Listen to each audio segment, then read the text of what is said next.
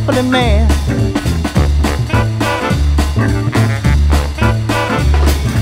Mr. Jack Daniels is his personal friend. Cheats at poker and always win. He's a heartbreaker.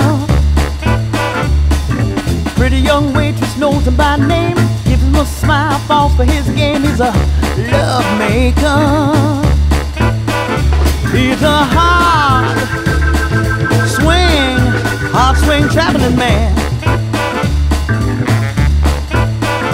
He's a hard swing traveling man. Estem aquí en el Xiringo del Prat, que avui hi ha l'Ada Colau, que farà un protagonista del sopar tertúlia aquí amb aquest cicle que organitza l'associació GATS amb la col·laboració d'Alternatives Econòmiques. Què tal, Ada? Bon vespre. Hola, bona nit. Doncs bueno, aquest és un xiringo molt especial perquè hi ha participació d'economia social, de treballadors que estaven a l'atur al Prat, en fi, és un model palpable de nous tipus d'economia autogestionada per la gent. Què et semblen aquests tipus de models i en particular aquest xiringo? Em sembla meravellós i imprescindible i la demostració concreta de que efectivament hi ha alternativa, no? I que l'alternativa, a més, no és una cosa sacrificada i horrible, sinó que pot ser un lloc tan meravellós com és aquest, no? De fet, crec que és molt significatiu que llocs com aquests no tinguin molta més visibilitat i que els mitjans de comunicació no ensenyin habitualment això, perquè si la gent conegués experiències com aquestes, jo crec que ja hauríem avançat molt més. I quin paper creus que ha de jugar l'economia social i en particular el món de les cooperatives amb aquest nou món post-crisi o mentre estem construint un món diferent?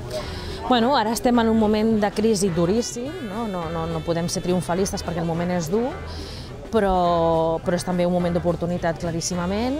Ara hi ha molta gent, ja no és només un sector actiu de moviment social, sinó que hi ha una consciència ciutadana que efectivament això és una estafa i que ens han enganyat i que això no funciona com ens havien dit que funcionaria. I per tant hi ha una oportunitat, que no serà fàcil però que hi és. Hi ha un debat ampli ciutadà que està demanant altres formes de fer economia, que es prioritzi, que es fiqui en el centre la vida i la dignitat de les persones i no l'especulació i el benefici, perquè ens han portat fins on ens han portat.